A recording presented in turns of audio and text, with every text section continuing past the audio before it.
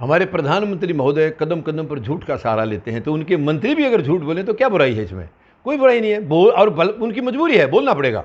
मंत्री झूठ नहीं बोलेंगे तो वो मंत्री नहीं रहेंगे, हटा दिया जाएगा उनको। जितने भी आज बीजेपी के इस सरकार में मंत्री हैं, उनकी मजबूरी है कि प्रधानमंत्री महोदय जो कहेंगे इनको सुनना पड़ेगा। ये क्या है? ये गुलामी है, ये मंत्री नहीं है, ये गुलामी जैसा हाल है इनका।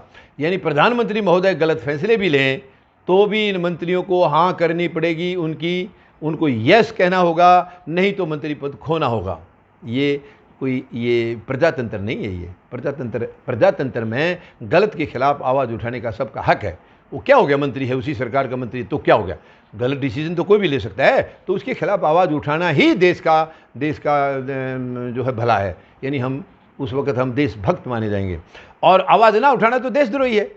सरेआम एक आदमी देश के खिलाफ काम कर रहा है और दूसरे उसके सामने उसकी टीम वाले उसका विरोध नहीं करें तो वो सारे देशद्रोही हैं। मैं तो यही कहता हूँ।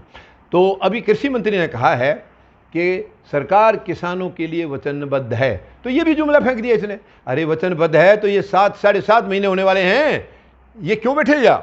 अगर आप वचनबद्ध हैं, आप कृषि मंत्री महोदय, आप तो मुझे लग रहा है खुद इस पद के लिए मुझे नहीं लग रहा कि आप काबिल हैं, क्योंकि आप या तो किसान नहीं हैं, आपको किसानों का दर्द नजर नहीं आ रहा, या फिर आप मजबूर हैं अपने प्रधानमंत्री के आगे, मजबूर हैं, कुछ नहीं कह सकते आप, आपके हाथ में कुछ नहीं है। वरना ये कृषि मंत्री का काम था। पहली बात देखिए, बिल बड़े गलत हैं। केंद्र सरकार का फर्ज ही इसके दायरे में नहीं है ये बिल बनाना। ये स्टेटों का मामला है, राज्यों का मामला है। चलिए बन गए हैं तो फिर अब आप सब मंत्री जो है गुलामी पे तुल गए।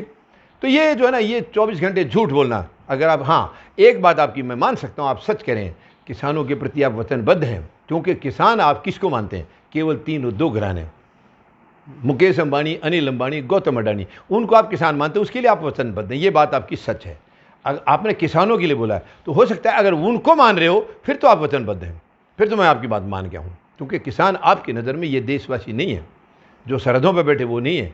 वो तो आपने कई बार आप कह चुके हैं कृषि मंत्री महोदय, नकली किसान कह चुके हैं। और मैंने आपको चैलेंज किया था, उस वक्त भी चैलेंज किया था और आज भी कर रहा हूँ। अगर ये नकली किसान हैं तो आप असली किसान इनके बराबर में ला के बैठा दीजिए, मैं इनके पैर पकड़ूंगा, हाथ जोड़ूंगा, मैं इनको उठा दूंगा यहाँ से। आपकी संख्या अगर एक भी ज़्यादा मिल गई तो मैं हटा दूंगा। ये मेरा विश्वास है कि वो मेरी बात इतना सम्मान करेंगे।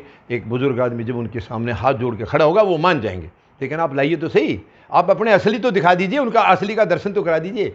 बहुत दुखद है, ये बहुत दुखद है कृषि मंत्री होकर के लगातार झूठ बोलना। लेकिन कोई नहीं, प्रधानमंत्री बोल रहे हैं तो इनको भी बोलना होगा। धन्यवाद। जय जवान, जय किसान, जय हिंद।